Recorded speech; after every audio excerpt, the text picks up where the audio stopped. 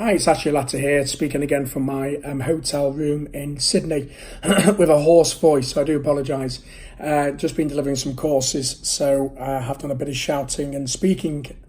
So I'm following on from the last video. In the last video, we talked about the advantages of whether we should offer free consultations or not to our patients. And I talked about that if you did offer free consultations, you are going to more likely get more people through the door. But out of the increased numbers you're going to get some patients who are either tire kickers who are probably never going to buy. People are just dipping the toe in the water, and you're going to get some patients who want to buy now, obviously.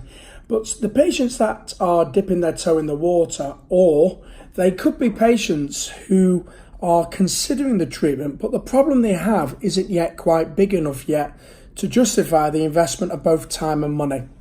And what I mean by that is they're not hurting enough yet to make the investment in the treatment. Now, if that's the case and they come and see you, what's really important is that you have a follow-up system of keeping in touch with these patients. Because what I find is that very few people, very few dental practices actually keep in touch. In fact, if you look at most businesses, very few businesses are very poor at keeping in touch. And what you should have is a system of keeping in touch with these patients so that when they're ready to buy or when they're really ready then to consider the treatment, you're the only people in town of keeping because you've kept in touch. So how can you keep in touch and what ways should you keep in touch? Well, there's various ways. I'm going to talk a little bit about 5. And here they are in no particular order, but you should have at least most of these, if not all, these systems of keeping in touch. So the first one is a really good maybe email or physical newsletter that goes out every so often, periodically.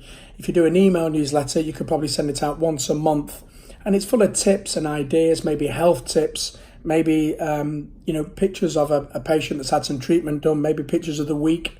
You could do that, but you're going to have a system, a newsletter there that goes out, either email or newsletter. And at the very least, if your potential patients who've come to see you don't read it, they can at least see in their inbox that you are keeping in touch with them. So an email newsletter or physical newsletter is a really good way of keeping in touch. The other good way of keeping in touch, obviously, is social media. So let's say, for example, you made friends of them on Facebook, or maybe on Instagram, something like that. And then if you're posting there every day, they can that person who came to see you can see all the posts that you've put on. Maybe these could be videos, or they could be before and after pictures. It could be patients who have just sent you a testimonial, whatever the case may be, but they've actually seen you and seen stuff that's going on in your practice.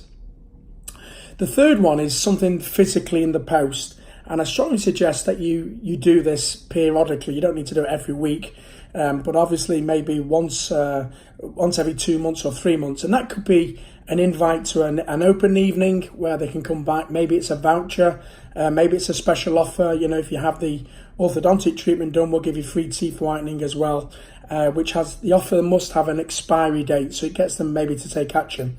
So having something physical is useful. The fourth way is probably a little bit on the same as number 3, but again, is a voucher. Vouchers work really well, particularly if you've got like an offer on at the moment. I know one dental practice, for example, has an offer once a year on orthodontic treatment. So you could send a voucher out to say, look, we're going to be for a short period only, the next few weeks, we've got a special discount. Bring this voucher in and you can obtain this discount. And the fifth way, obviously, of keeping in touch is the odd telephone call, maybe periodically, just to say, hello, Mrs. Jones, you came in to have an orthodontic treatment recently. We're just checking up to see where your thoughts are, if you had any further thoughts about the treatment, or maybe you've got any questions that you'd like to ask me.